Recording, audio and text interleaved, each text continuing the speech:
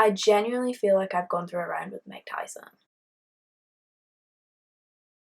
Hi guys, welcome to my YouTube channel. My name's Emma and today I'm going to be reading Colleen Hoover books for the first time. Now Colleen's gotten quite a bit of backlash on Book Talk and Bookstagram mostly recently, and I don't really know why. So I've decided to read her books and form an opinion on Colleen Hoover finally for myself. So the three books I've decided to read from Colleen Hoover in this video are Ugly Love, It Ends With Us and All Your Perfects. So I decided to pick Ugly Love and It Ends With Us because Tesco's was doing a deal on both books and I could get both paperbacks for £8 and that seemed pretty reasonable and the covers are pretty cute. I don't know, it just felt a bit like FOMO to not own them. They're a bit iconic, no? And I decided that usually I do 3 books in these sort of videos, so I picked another one. And I picked All Your Perfects purely because it was the one that I could get on ebook from my local library. Now, I don't know a whole lot about these books going in. I know absolutely nothing about All Your Perfects. I know a little bit about It Ends With Us and Ugly Love. As far as I know, Ugly Love is a like brother's best friend trope, which I usually absolutely love. That's one of my favourite tropes. I'd kill for it. And I know that It Ends With Us is not a romance and that it's kind of got 2 men involved in it. I have also heard there's maybe a bit of abuse in It Ends With Us, and that's all I really know in terms of these books. And I'm really excited to dive in. Partially blind.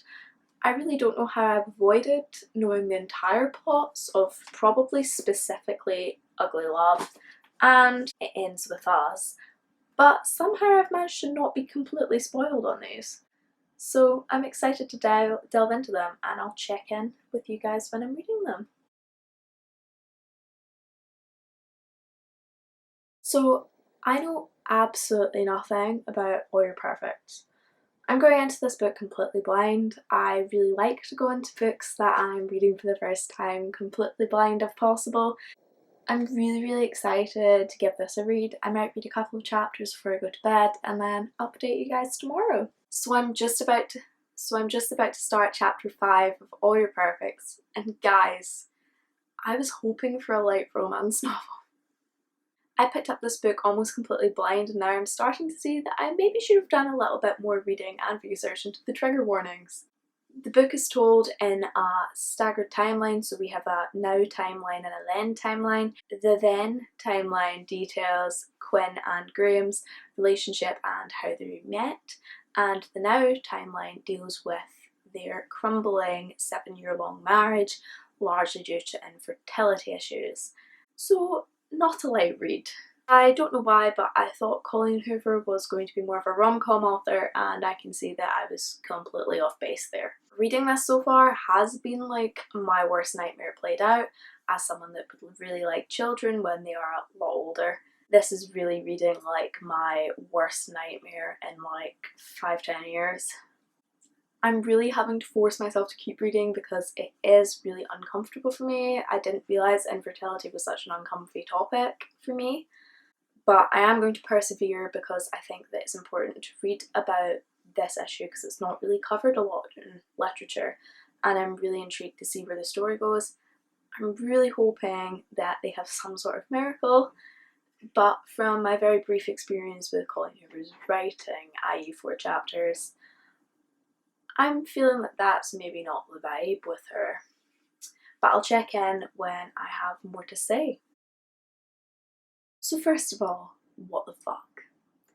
Graham has just cheated on Quinn, the main character, and I was not expecting that. I know that relationships can be tough and I know that the way that Quinn has been treating Graham is really not great, but cheating is never okay. And telling someone that they only cheated because the person was like looking and acting like you and it made him miss you so he was with someone else, that's extra not good. You're kind of putting all of the blame for you cheating on that other person. Not great, Graham. On an even bigger note though, Graham and Quinn's marriage needs so much work. They need marriage counselling as of like 2-3 years ago, at least. Their communication has completely broken down, and once your communication is gone, like, that's you. Also, Quinn's really not helping the situation. I know that she's going through a lot, but she's basically put so much pressure on herself to conceive that she's avoiding sex with her husband, and when she does have sex with her husband, it really, really reads like assault. But he's not really aware that he's assaulting her, as far as I'm aware, and that's just not healthy on either side, and they really need counselling. Also, I hate to be the one to point this out because the then section is meant to be like, oh, look how good it was before we had all these issues, but the relationship isn't even healthy in the then sections. Specifically, Quinn says that she needs to be with Graham all the time, otherwise she really misses him and thinks about him all the time. And to be honest, that's not love, that's codependency. You need to have friends, you need to have a life, you need to have hobbies, you need to have a purpose. Without tying that to your partner, that's not fair in either of you and it's not healthy. So far, in both the then and the now sections, Quinn's entire support system seems to be her sister, who has moved in the now section to France with her fiancé. Quinn is basically left with her entire life revolving around this man. The fact she has no support system makes me so sad for her. I'm just really hoping that Colleen Hoover gives us some girl power, maybe she joins a Pilates class and becomes a gym girl and meets an entire squad of girl pals, and then she has a support system. Then she's not just basically consumed with the only thing that she's feeling being this failure to conceive in her marriage and feeling like a failure. It's tough to read and I just want to give her a hug. So I've concluded that Colleen Hoover is the worst. She has killed me and ripped my heart out a little bit. Even though I totally don't like Quinn and Graham's relationship and I think it's unhealthy, the fact that Quinn got pregnant, then suffered such a severe miscarriage that she has had to have a hysterectomy, I'm like, come on, give us a break from the trauma. I didn't sign up to read A Little Life. This is so heavy. I've seen this about on TikTok a couple of times and no one's really mentioned the trigger warnings. At this point, I'm just praying for a somewhat happy ending, let them adopt. But yeah, I guess I'll check in when I'm finished. I'm surprised I've managed to get myself to read most of this tonight. Okay, so I just finished All Your Perfects, and my thoughts are really, really mixed. This book was so heavy, but I felt like it ended on a nice note, on a slightly lighter note than the rest of the really heavy contents of the book. I genuinely feel like I've gone through a round with Mike Tyson. I'm so emotionally exhausted after finishing this, and I've got work tomorrow. Poor life choices, I guess. I also can't believe I stayed up so late finishing this book. Say what you want about Colleen Hoover, but even though I hated reading this book, it was still somehow a little bit addictive. Now, as much as I disliked the reading experience of this book because I think it was too heavy for me, I am strangely glad that I ended up accidentally picking this up because I think it really changed the way that I think about a few things. And that's the mark of a really good book for me. So Quinn, by the end of this book, is living her life as best she can in her tricky situation. She's decided to live her life the best she can, knowing that there are just some things that she can't control, but that's not going to ruin her and it's not going to wreck her.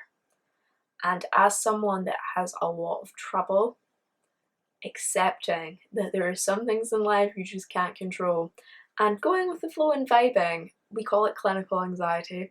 It was nice to see a character go through such a traumatic journey and come out going, you know what, life sucks, but it's not gonna break me. And I'm gonna try my best to be happy with the cards I've been dealt. And I think that's something that really touched me. I think it has affected the way that I think about a lot of things in my life. And I can actually even picture myself rereading this later on in life. I did take a lot away from it, which I really wasn't expecting. I was expecting a really light rom-com, some sort of steam. What I got was something very different, and I'm actually kind of happy I read this. So I'm really, really, really excited to read Ugly Love, especially after Oh You're Perfect. It was good and I think I took a lot away from that book, but I didn't really enjoy the experience of reading it, and Brother's Best Friend usually hits all the marks with me. I'm hoping it's a bit more of an enjoyable reading experience this time. I've just finished all of the Thanksgiving scenes, and I think you know what I'm talking about. I'm really enjoying this so far. This is a lot lighter than the start of All You're Perfect, so I'm vibing with it so far. The fact that Tate, our main character's older brother, and Miles, our love interest's best friend, thought that Miles was gay for the 6 years that he knew him. How? Yeah, I don't know. I don't know how you can be friends with someone for 6 years and not really know about that, but it was funny. I'll give them that. It was a funny scene. What made it even funnier was when Tate and Miles were making out after dark in her parents' house over Thanksgiving, because Miles had been brought along for their family Thanksgiving. And her dad walks in on them. And he's like, well, I guess he's not gay. I died. So yeah, I'm enjoying it so far. I'm enjoying the vibes. I'm enjoying Miles and Tate's chemistry so far. I'm really liking how they banter. I like the way that they just sort of mesh together. Miles's past has me really intrigued. I really like him and Rachel together in the flashbacks, so I'm wondering like what happened. So this book is told in sort of a dual timeline-esque. I think that's sort of what Colleen Hoover likes to do maybe. And it's told in flashbacks about Miles and this girl friend that he's had when he's younger called Rachel, and then it's told in now time when he and Tate are sort of together or starting to get romantically involved. Now, don't get me wrong, I'm liking the vibes with the Friends with Benefits arrangement. I'm liking the extra sort of flash of chemistry it's giving, but Tate's totally in it for the wrong reason. I understand getting in a Friends with Benefits arrangement and then maybe catching feelings like during it, but she's got feelings with a capital F before she even enters this Friends with Benefits arrangement, and that's going to be a disaster. Like, you shouldn't get in a Friends with Benefits situation with someone hoping that they'll date you, because it's just probably not going to happen, and I can feel that that's where a lot of the push and pull and drama element of this book's going to come from. But I'm enjoying it so far and I'm actually flying through it, so I can't wait to spend the rest of my couple of hours of free time, because I worked 9 till 5 today, reading. So I don't like Tate anymore. I really liked Tate and Miles' relationship dynamic for the first sort of third maybe of the book. And then Tate slowly but surely just lets Miles start walking all over her. I'm not saying I wouldn't do the same in her situation, because love makes us do really not great things sometimes for ourselves, but it's really not healthy. Miles keeps basically projecting whatever trauma he's had with Rachel onto her, and he's hot and cold. Katy Perry said it best. Also, big thing, but Tate's brother has now found out about his bestie doing the dirty with his sister, and he's not really happy about it, like at all. But they're both grown-ups and Tate can make her own poor choices. The kissing in the rain scene was really cute. I've always read it and been like, wow, I would really like to do that, and then realised that I feel the cold so much because I'm pale and ginger and probably have circulation problems. Probably not for me, but it was kind of cute and romantic, so I enjoyed that scene. There's probably not more for me to say in the present section for this book. But in terms of the flashbacks with Miles and Rachel, there's probably like a lot to say. So Rachel's pregnant, which I didn't see coming, if I'm honest, like at all. So I'm guessing that something goes really wrong with her pregnancy and Miles loses both the baby and her, or maybe she has an abortion and they have a fight. I don't know. Miles is so closed off from everyone in the present, so I kind of have the vibe that Rachel dies, which is not great because I actually really like Rachel. I like Rachel more than I like Tate because Tate's basically just become a walking doormat for Miles. And Tate doesn't even really know all that much about Miles.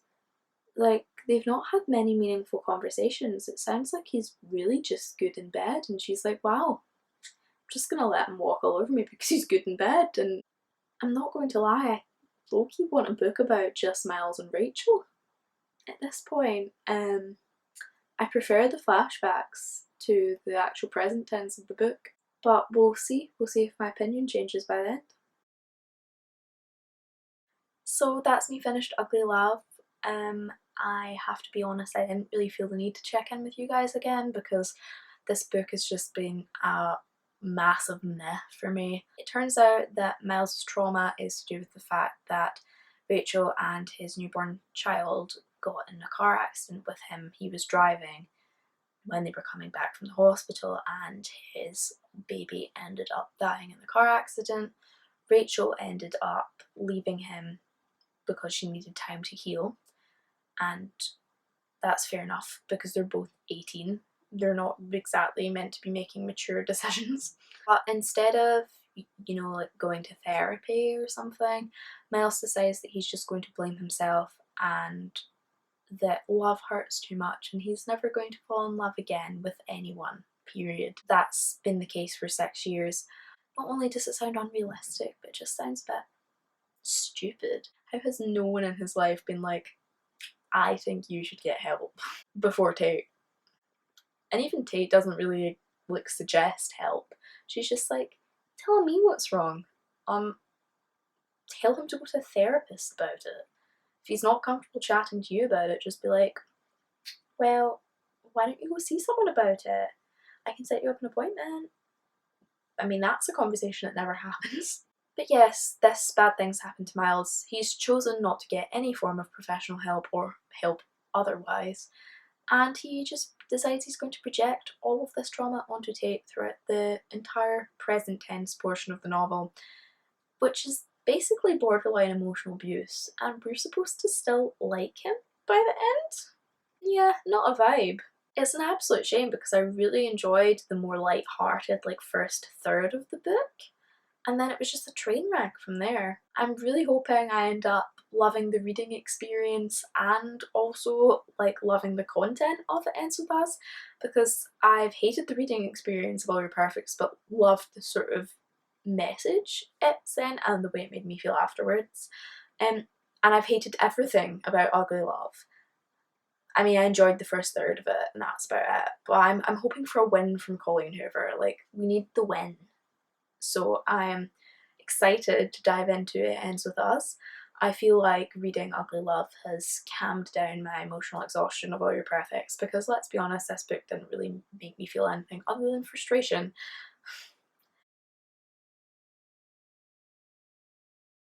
So I do know a little bit more about It Ends With Us than I did with Ugly Love and All Your Perfects. All Your Perfects I knew nothing. Ugly Love I knew it was like brother's best friend, but that was really about it. With this I know that it's kind of a love triangle, but one of the men is abusive and it's not really a romance story. And I also know that one of the guys is called Atlas and the main character is called Lily because I've seen a couple of edits online when scrolling through TikTok about those two. So yeah, I'm excited to get into and I'm excited to see what all the hype is about. So I just got back from work and I decided that I had to film this. I was reading It Ends With Us a little bit on the way back and I've just absolutely fallen in love with it. I managed to fly through like 10 chapters. It's honestly so addictive, I've actually had to force myself to stop and film this. So I've heard a lot on social media about Lily and Atlas. I've seen a couple of like Lily and Atlas edits floating around, but I'm also aware that It Ends With Us involves a man that is abusive, and he's one of the men in the book, so I'm assuming that means that Ryle ends up being the problematic, like, abusive man. And I'm really hoping I'm wrong because I actually really love Ryle so far. He definitely has my heart. A lot more than Atlas, because it's sort of suggested that Atlas is intimate with Lily when she's 15 and he's 18. Which, not gonna lie, that's a bit nonsense, honey. It's going to be such a shame if Ryle ends up being abusive because he is just such a little sweetie. Like, there are some parts of his character that are a bit cliche, but overall he seems really fleshed out for a cliche character.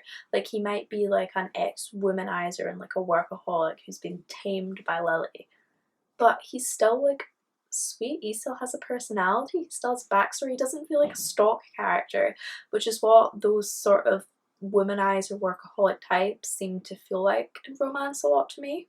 Now, as I was reading on the way home, I was actually counting down until Atlas was reintroduced in Lily's current timeline, because it's told in a current timeline and then Lily's diary entries from her childhood when she was 15. And I've been counting down for Atlas to be reintroduced, and we just got him. We got him in chapter 9 or chapter 10, I can't quite remember. Lily ends up meeting with Ryle and her mother, and it's the first time her mum's meeting Ryle, and it turns out that Atlas is the waiter at the restaurant. Awkward. So yeah, I'm going to be really interested to see how this is going to play out. I'm tentatively camp Ryle for now. I have had the warning that he turns out to be abusive. If that's the case, like, switching teams, like, would rather be in no one's team if that's the case.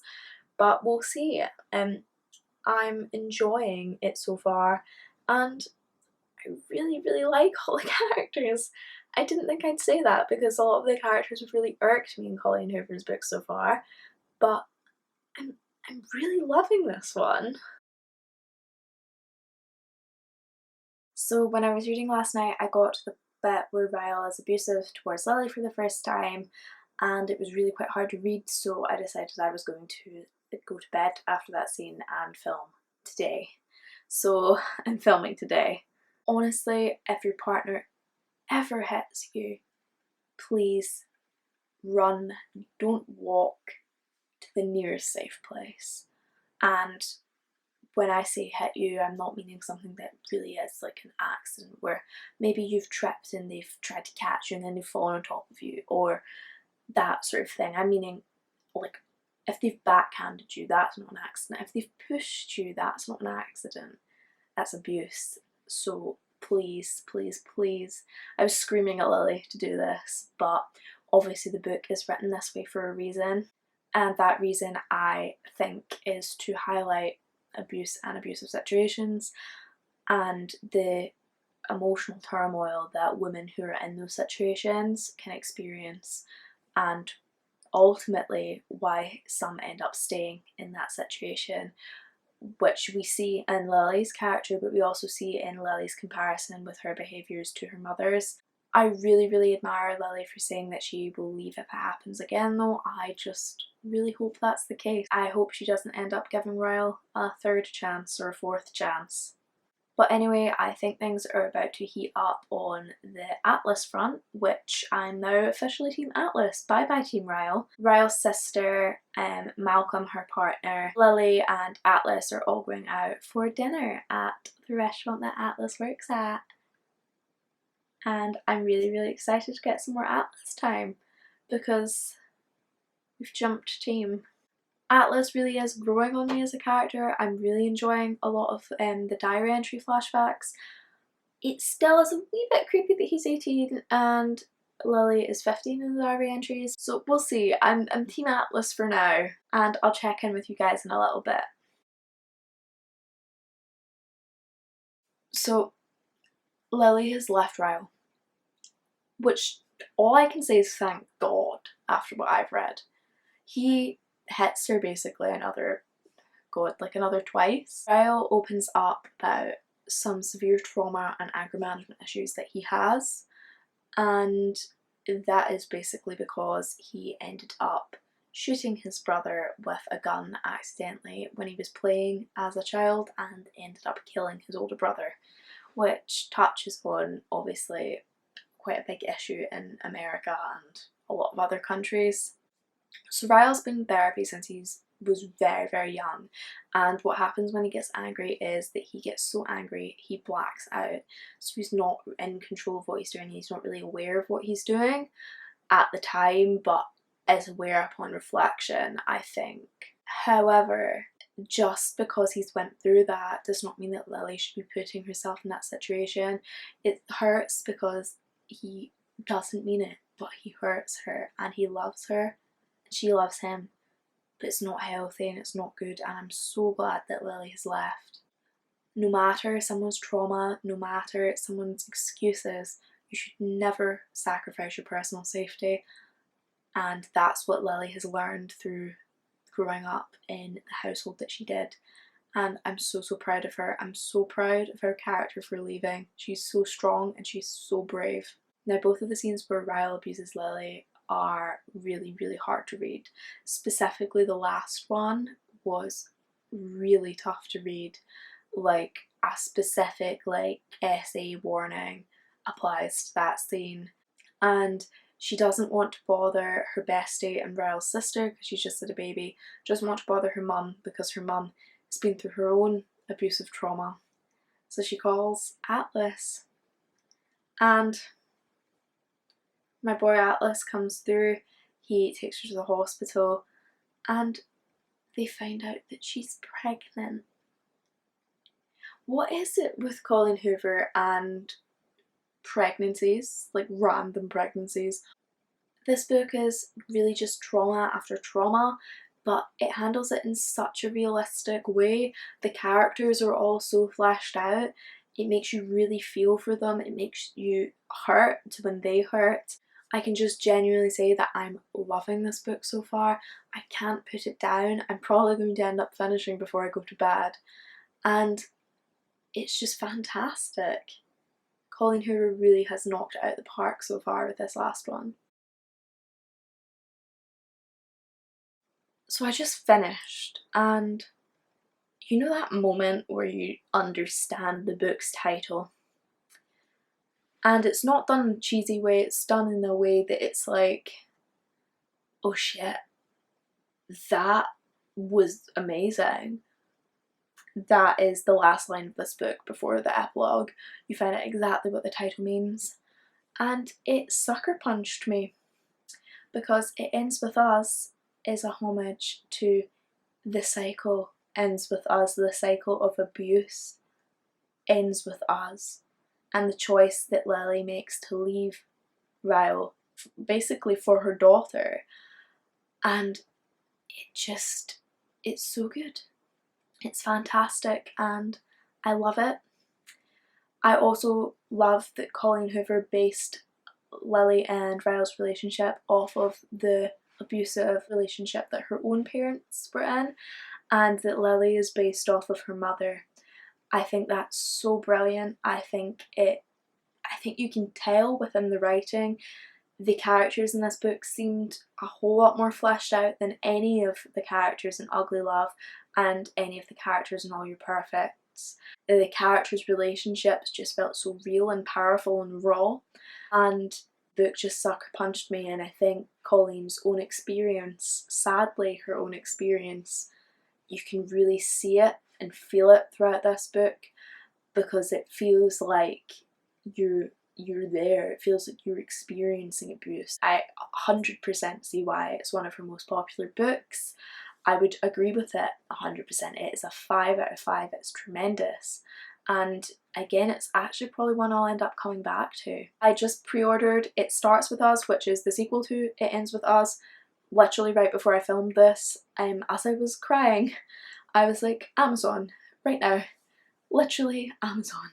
To be honest, I'm not entirely sure how I feel about a sequel. After having finished it, the book was perfect. I don't want a sequel to muck that up, but I do understand why we need one, because we don't really get that closure with Lily and Atlas's relationship. We get closure with Lily and Ryle to an extent, but Lily and Atlas still just feel like two loose ends, two loose threads, and I'm really excited to read It Starts With Us. I will be filming It Starts With Us reading vlog that will probably be coming out literally the day after the book comes out, because I can already tell I'm going to devour it. So that's my experience reading Colleen Hoover books for the first time. I really enjoyed my experience. It was a bit of a mixed bag, but I really loved It Ends With Us. I'm glad that I read All Your Perfects despite it maybe not being the best book for me. And Ugly Love was a bit meh, but at least it wasn't downright terrible. I hope you've enjoyed joining me on this journey, and let me know your opinions on Colleen Hoover down below. Do you think she deserves a bit of the slander that she's getting on TikTok? Do you think that she's the best author ever? Let me know. I have loved some of her stuff and I've kind of disliked some of her stuff, so I'd love to hear your guys' thoughts and opinions. I think the YouTube comment sections are a little bit more forgiving than a TikTok one, so please be honest. Also, feel free to comment down below if there's another author you'd like me to react to, or a video idea that you'd love to see from me. I love making these sort of videos because it allows me to expand my reading taste, and it allows me to experience reading these books with you guys in a way, so I really enjoy them. Thanks so much for watching to the end of the video. I really love you guys. If you've enjoyed watching this video, you'll probably enjoy watching me read Madeline Miller books for the first time. In that video I read Gelatia, Circe and Song of Achilles all for the first time, and I'd love for you guys to experience that with me. But with that, that should be me, so I'm gonna sign off and I love you guys.